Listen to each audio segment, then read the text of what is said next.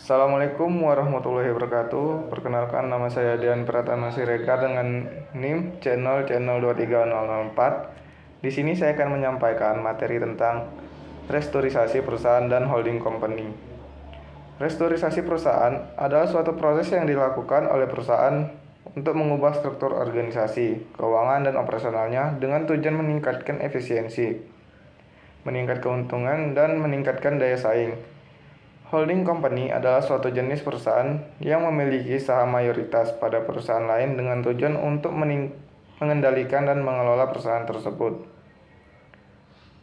Restrukturisasi perusahaan adalah suatu proses yang dilakukan oleh perusahaan dan mengubah struktur organisasi, keuangan, atau operasionalnya dengan tujuan meningkatkan efisiensi, meningkatkan keuntungan, dan meningkatkan daya saing. Restrukturisasi terbagi menjadi tiga. Yang pertama, restrukturisasi organisasi, yaitu perubahan struktur organisasi perusahaan untuk meningkatkan efisiensi dan meningkatkan keuntungannya. Dengan contohnya adalah perusahaan struktur organisasi dari struktur fungsional menjadi struktur divisional. Restrukturisasi keuangan, yaitu perubahan struktur keuangan perusahaan untuk meningkatkan keuntungan dan meningkatkan daya saing. Contohnya adalah perusahaan struktur keuangan dari struktur utang menjadi struktur ekuitas. Restrukturisasi operasional, yaitu perubahan operasional perusahaan untuk meningkatkan efisiensi dan meningkatkan keuntungan. Contohnya adalah perusahaan operasional dari produk manual menjadi produk otomatis. Holding company adalah suatu jenis perusahaan yang memiliki saham mayoritas pada perusahaan lain dengan tujuan mengendalikan dan mengelola perusahaan tersebut. Holding company dapat memiliki beberapa perusahaan anak yang dapat beroperasi dan berbagai bidang usaha.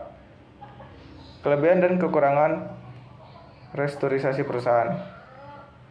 Kelebihan yang pertama yaitu meningkatkan efisiensi, yaitu restrukturisasi perusahaan dapat meningkatkan efisiensi dan meningkatkan keuntungan. Yang kedua, meningkatkan daya saing.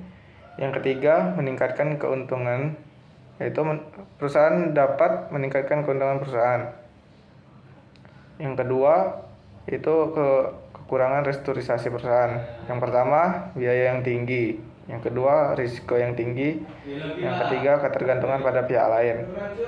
Contoh restrukturisasi perusahaan, yang pertama itu PT Telekomunikasi Indonesia atau PT Telkom Indonesia yang melakukan restrukturisasi organisasi dengan mengubah struktur organisasi dari fungsional menjadi divisional. Yang kedua, PT Bank Mandiri. Yang ketiga, PT Astra Internasional. Contoh holding company yang pertama itu PT Bakri dan Brothers, yaitu PT Bakri dan Brothers adalah holding company yang memiliki saham mayoritas pada beberapa perusahaan anak seperti PT Bumi Resource dan PT Energi Mega Persada. Yang kedua, PT Sinarmas. Yang ketiga, PT Lipo Group.